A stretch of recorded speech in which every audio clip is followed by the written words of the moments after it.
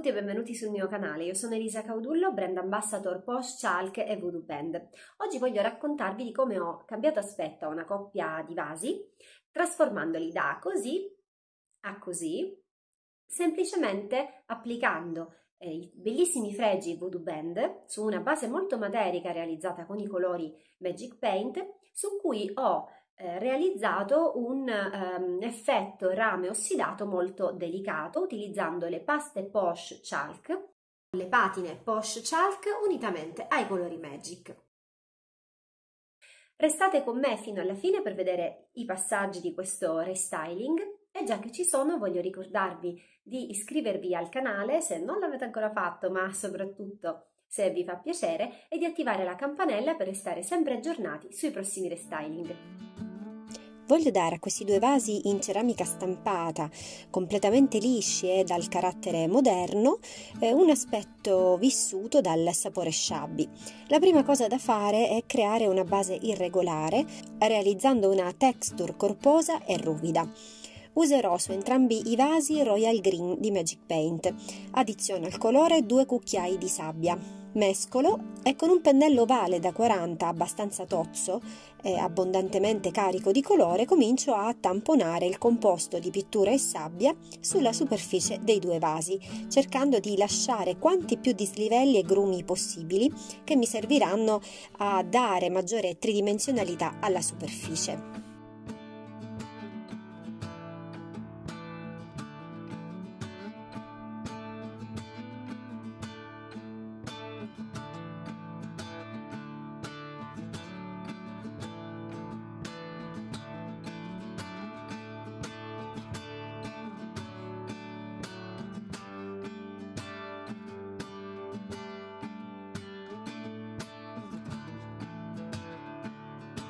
Perfettamente asciutta la prima mano di colore, passo alla seconda. Anche per la seconda mano addiziono la sabbia alla pittura, ma questa volta la stendo con movimenti circolari per coprire perfettamente tutte le irregolarità della superficie che ho creato in prima mano. Non voglio che con la successiva levigatura venga fuori il colore originale dei vasi, quindi mi serve una copertura totale.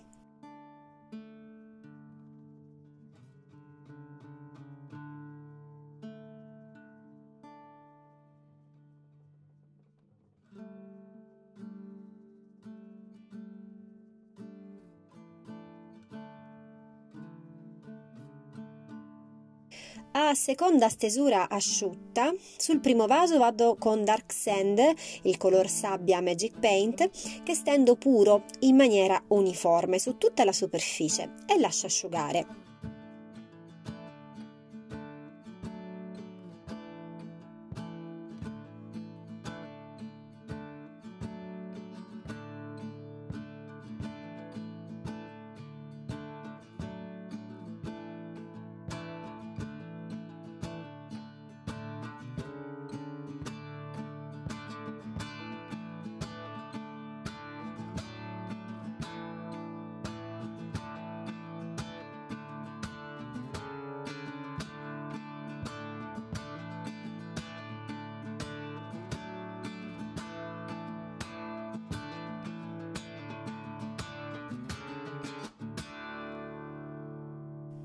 Sul vaso più affusolato invece stendo il Dark Sand senza curarmi di coprirlo interamente e con un panno umido tiro via l'eccesso, tamponando in modo da creare una sorta di velatura che lasci trasparire il colore di fondo.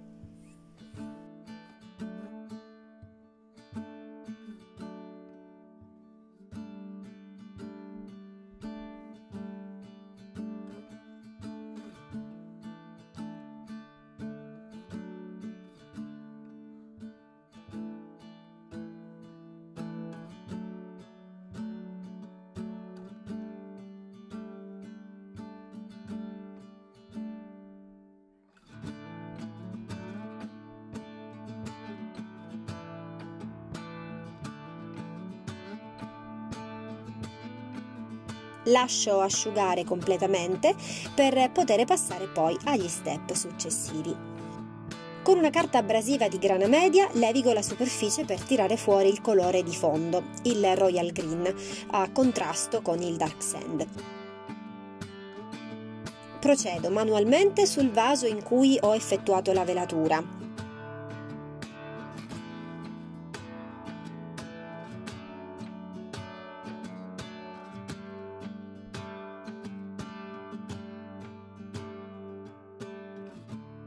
Mi aiuto con la levigatrice sul vaso in cui il Dark Sand è stato steso puro. La levigatrice appianerà i grumi e i dislivelli facendo riemergere il verde salvia e liscerà leggermente, anche se comunque non voglio eliminare del tutto la ruvidezza della superficie.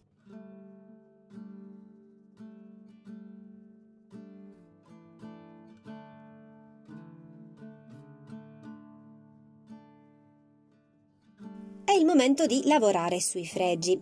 Utilizzerò i fregi Fard Small, codice WUB2130 e il fregio cordone lana, codice WUB-TR7341. Comincio innanzitutto a tagliare a misura il cordone che voglio disporre attorno alla base di uno dei due vasi. Scaldo il fregio con un phon termico fino a che la modanatura non si ammorbidisca del tutto. Muovendo costantemente il phon, non solo distribuisco il calore uniformemente, ma evito anche di bruciacchiare il fregio, quindi distribuire il calore in questo modo è importante. Il tempo che il fregio impiega a flettersi, ad ammorbidirsi, dipende dal suo spessore e sarà lo stesso tempo che il fregio impiegherà per irrigidirsi nuovamente. I fregi Voodoo Bend sono fatti in pasta di legno e hanno tutte le caratteristiche del legno, per cui possono essere trattati esattamente come tali. Hanno però un vantaggio: se scaldati si flettono e si ammorbidiscono, per cui possono essere applicati con facilità anche a superfici curve, come in questo caso sui vasi, ma anche tagliati con estrema facilità, esattamente come vedrete fra poco. Una volta flessibile prendo la misura della porzione di cordone che mi serve, sia per la parte inferiore che per la parte superiore,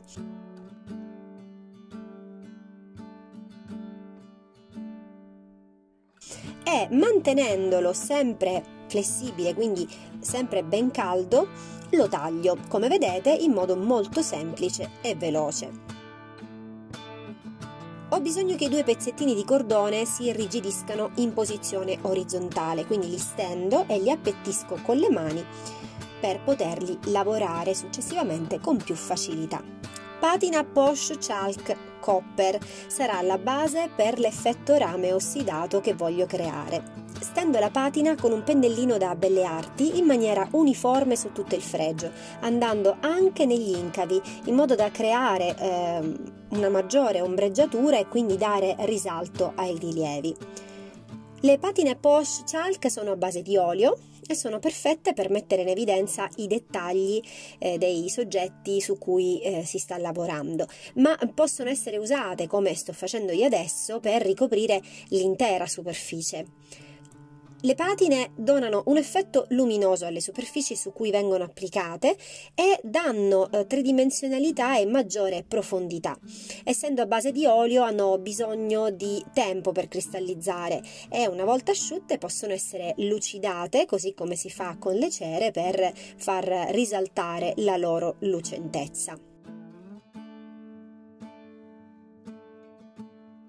Le patine a base d'olio hanno diverse colorazioni e funzionano benissimo in combinazione fra loro, ma del resto, così come in generale tutti i prodotti Posh Chalk che sono stati sviluppati proprio per coadiuvarsi. Per realizzare l'effetto rame ossidato, infatti, userò, come vi ho anticipato all'inizio del video, unitamente alla patina Posh Chalk Copper, anche le paste Posh Chalk nei colori Deep Gold e Brown Van Dyke.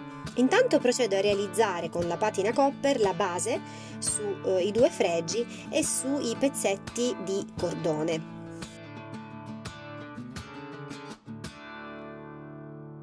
Come anticipato, Royal Green e Brocante per realizzare l'effetto rame ossidato insieme alle paste metalliche Posh Chalk, Deep Gold e Brown Van Dyke, insieme alla patina Posh Chalk Copper.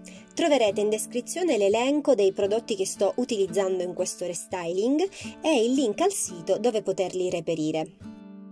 Con un pennellino da belle arti comincio a picchettare Brocante negli incavi del fregio, cercando di andare bene in profondità. Non vado a ricoprire tutta la superficie, voglio lasciare bene in vista anche le parti ramate.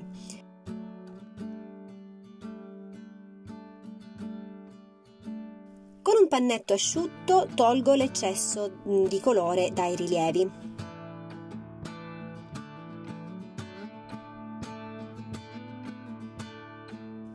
Faccio lo stesso con Royal Green, lo stesso verde a cui ho aggiunto la sabbia all'inizio del mio lavoro. Utilizzo il Royal Green con addizionata la sabbia per dare maggiore ruvidezza alla patina ossidata e quindi renderla quanto più veritiera possibile.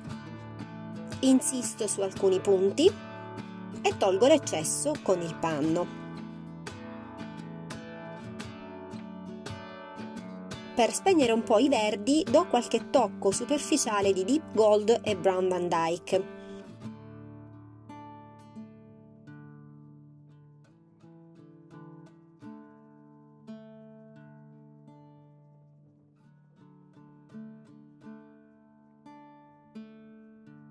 Ritorno con Brocante.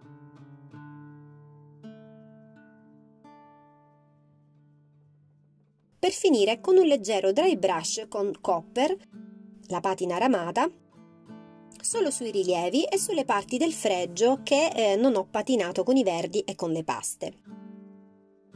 Seguo lo stesso procedimento con l'altro fregio e con i 2 pezzetti di cordone. Come vi dicevo, non volevo un effetto ossidato troppo acceso, piuttosto cerco di ottenere un risultato discreto e garbato, ma comunque realistico, come se in qualche modo il processo di ossidazione fosse appena cominciato, ecco, diciamo così.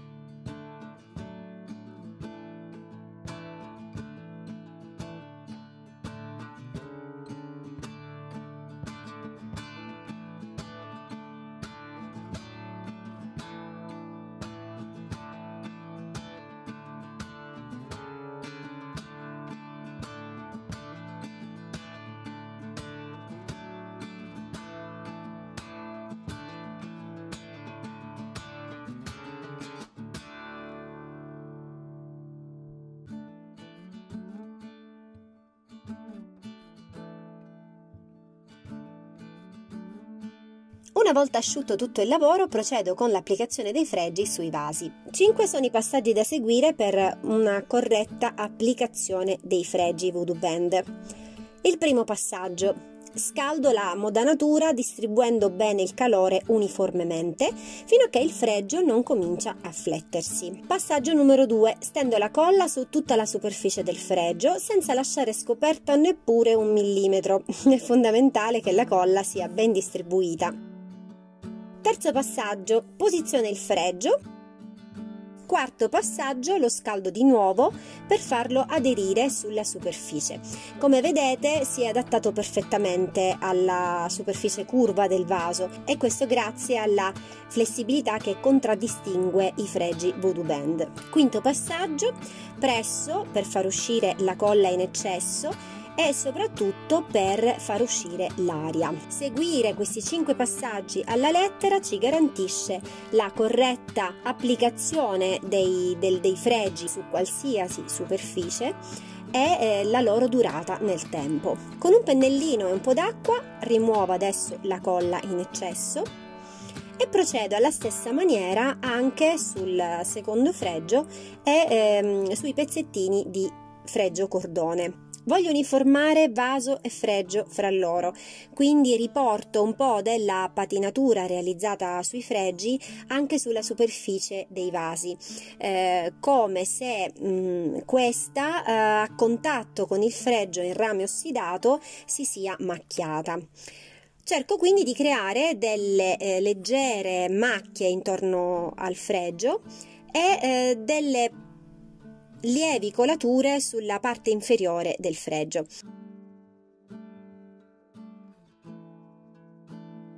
Il sistema è sempre lo stesso: gioco con i verdi, con le paste metalliche e con la patina copper, utilizzando questa volta anche un vaporizzatore per rendere colori e paste più fluidi e creare quell'effetto stinto e leggermente scolorito in maniera sempre molto delicata e discreta.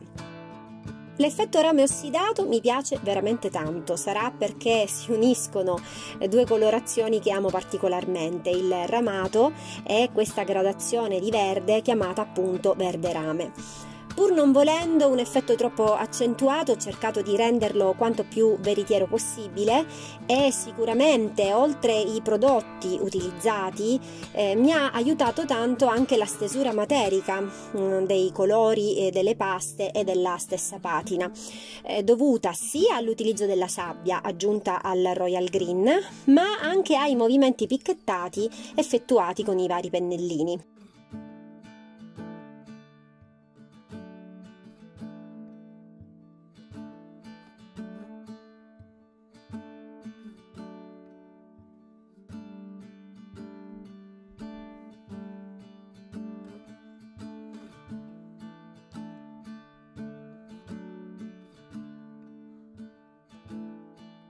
Procede allo stesso modo anche sul vaso dove ho applicato il fregio cordone.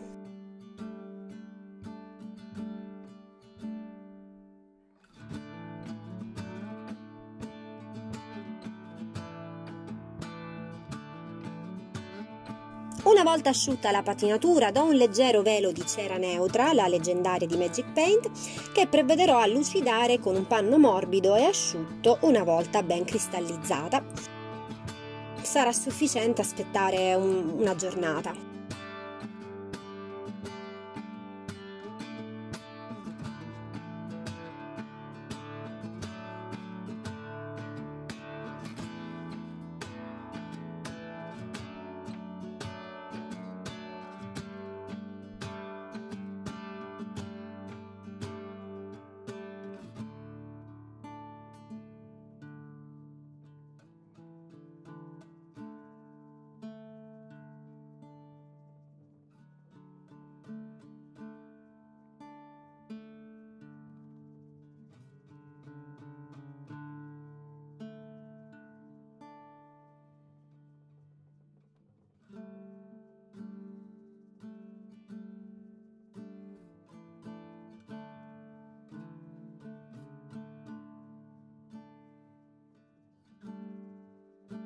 Ed ecco Dolcerame, la coppia di vasi che con questa nuova veste, a mio parere, ha addolcito il suo aspetto, acquisendo un sapore nostalgico ed elegante.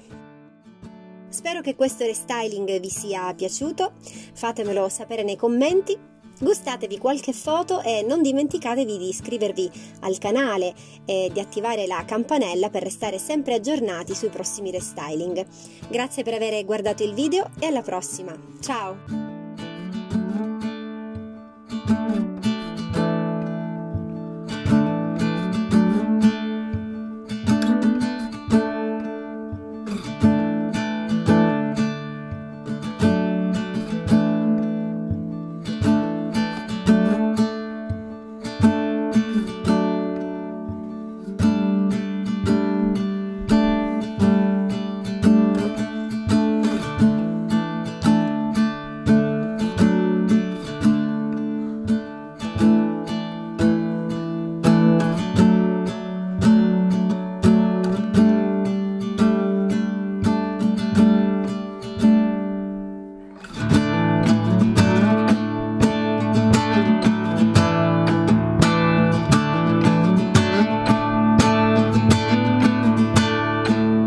Bye.